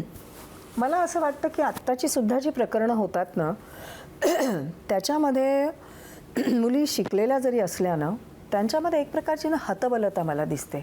ती नको. आपण सक्षम आहोत, आम्ही चांगले आहोत, तर हे जे वाटणं आहे हे पहिल्यापासून त्यांना त्याचं शिक्षण द्यायला पाहिजे. म्हणजे मुली नाही, म्हणजे आता मी सांगते ना की खूप ठिकाणी असं होतं की एखादे 2 मुली चाललेल्या आहेत, मी हे स्वतः पाहिले, 2 मुली चाललेल्या आहेत आणि मागून एखादा असा कुठला पाप्याचा पितर असलेला दारुडा येतोय आणि ए करत असं येतो, तर त्या मुली अशा घाबरून अगबाई करत चालायला लागतात. मी त्यांना थांबवलं. याला घाबरतात? अगं तुम्ही दोघी आहात, आडवा करू शकाल, शारीरिकदृष्ट्या आम्ही हात उचलू शकतो, हे एक शिकवायला हवं. ही जी उगाचच भीती आहे. आणि दुसरी गोष्ट, मी बाई आहे हे विसरायचं, मी माणूस आहे हे महत्त्वाचं आहे. तर हे जे माणूस पण जे आहे ना ते चांगलं आहे, तर ते हे करायला पण हवं. जळगावमध्ये एक जे घडलं होतं हो. की एका मुलीला बलात्कार करून मग तिचं वापरली गेली. आणि मग नंतर तिच्यातनं तुझी मैत्रीण हो, असं हो, असं. हो. तर ही जी साखळी असती, तर ह्याच्याबद्दल मुलींनी किंवा समाजानं किंवा एकूणच आपण काय कसं हाताळलं पाहिजे? अगदी ते? योग्य. पहिली गोष्ट म्हणजे त्या मुलींनी ना जिच्या बाबतीत घडलं तिने बोलायला हवं. हा जो संवाद आहे ना तो संवाद कुटुंबातला किंवा मित्रमैत्रिणींतला कमी पडतो. निर्भीडपणा आपल्या समाजातला कमी झालेला आहे. पूर्वी होता, आता कमी होतोय. आपण ज्याला आपण सोशल मीडिया म्हणतो, फोन वापरतो, आपल्याला 250 काय असतात फॉलोअर्स वगैरे ते असतात, पण तुम्हाला आज मोकळेपणाने बोलायला तुम्हाला एक मित्र नसतो शेजारच्या घरात कोण राहतं हे धड माहिती नसतं. आणि आम्ही आमची प्रायव्हसी जपतो. काय, कशासाठी? मोकळे व्हा, प्रश्न विचारा, का म्हणा, सांगा, हे मुलांना शिकवण द्यायला पाहिजे. आणि मग जर तिथे मुली बोलल्याच नाहीत, आणि ह्याच्यामध्ये ना जळगावच्यामध्ये इथे मात्र मीडियाचा अत्यंत म्हणजे उल्लेखनीय असा मीडियाचा त्याच्यामध्ये सहभाग होता. म्हणजे त्यांचा रोल असा होता की त्यांच्यामुळे ते प्रकरण बाहेर आलं. हे खरं तर त्या 1993च्या बॉम्ब ब्लास्टमुळे त्याचे धागेदोरे तिथे गेले आणि फोटोग्राफ्स मिळाले आणि तिथून ते असं झालं. म्हणजे कुठले काय असतात पहा, मी म्हटलं ना सिस्टीमचे आउटशूट्स वेगवेगळ्या ठिकाणी पोचतात ते असे. आणि मग त्याच्यानंतर ती ट्रायल वगैरे सगळी सुरू झालेली होती. पण त्या मुली ज्या आहेत ना त्या मुलींना ती भीती जी होती ना ती फार महत्त्वाचा फॅक्टर असते. तर ती भीती विश्वास उत्पन्न करायला हवा. आणि हा विश्वास कुटुंबातल्या लोकांनी मुलींना द्यायला हवा पूर्ण, आणि मुलींना वाटायला हवा. दडपशाहीकडून काही होत नाही, कारण परत लोकशाही घरातही हवी ना, फक्त बाहेर नको. ती लोकशाही खऱ्या अर्थाने शाळेतही लोकशाही हवी. आपल्याकडे काय असतं, प्रश्न विचारू नका, गप्प राहा, नो फ्री थिंकिंग, आहे तेवढेच शिका, तीच उत्तरं द्या, ती पाठ करा. अरे काय हे? मग ती सगळ्या गोष्टीची भीती, शिक्षणाची भीती, मी पास होते का नापास, व्हा नापास, काय फरक पडतोय, आयुष्य खूप मोठं आहे. ते आपण नाही करत नाही. आणि त्याच्या पलीकडे शिक्षण ह्या सगळ्या गोष्टीतून माणसं तगडी होत राहतात. ते आपलं तगडे पण आता हरवत आहे. सॉलिड असणं महत्त्वाची. मग अंधश्रद्धा, मग आपण वेगवेगळ्या ठिकाणी करतो, हे नको, हे आता खूप व्हायला लागलं आहे. शेवटचा प्रश्न जर घ्यायचा असेल तर आता आयुष्याकडं जेव्हा तुम्ही बघताय मागं, तर सगळ्यात छान काय वाटतंय आणि सगळ्यात खंतावणारं काय वाटतंय? मला सगळं तसं छान वाटतं, खूप छान आहे. आणि आज काही मला अशी कुठलीच खंत नाही आहे. पुढच्या 10 वर्षांसाठीचा प्लॅन? खूप काम करायचं आणि असं जरा सारखं भांडायचं, म्हणजे का विचारायचे. आणि मला असं वाटतं की राजकारण म्हणजे खरंच समाजकारण आहे. तर ते समाजकारण हे महत्त्वाचं आहे. तर तुम्ही काम करणं, नंतर तुम्ही कायद्याच्या, म्हणजे आता मी ILS कॉलेज जे आहे पुण्याचं, त्याची मी ILS सोसायटी त्याची मी प्रेसिडेंट आहे. तर ती मुलांपर्यंत, ती मुलं आहेत, ती कायद्याचं शिक्षण घेतात, तर त्यांना जास्तीत जास्त चांगलं शिक्षण देता येतं का, त्यांचे प्रश्न काय आहेत ते बघायचे. आमची जजेसची अकॅडमी आहे, ज्युडिशियल अकॅडमी, तिथे मग अशी विचारलं ना त्यांना ट्रेनिंग कसं असतं, तिथे मी शिकवायला जाते. तिथे आम्ही जातो, जजेस जे आहेत ते निवृत्त, तिथे शिकवतो. आणि त्या शिकवण्यातून तुम्हाला आनंद मिळतो की आपण काहीतरी देतो आहोत आजही. तर हे करणं आणि खूप छान गाणी ऐकणं आणि हां, नाटक करायला मिळालं तर करेन कधीतरी. लिखाण करायचं आणि सायकलिंग करायचं असं मला आवडतं. खरंच तुम्हाला नाटक करायला आवडेल? हो तर का नाही.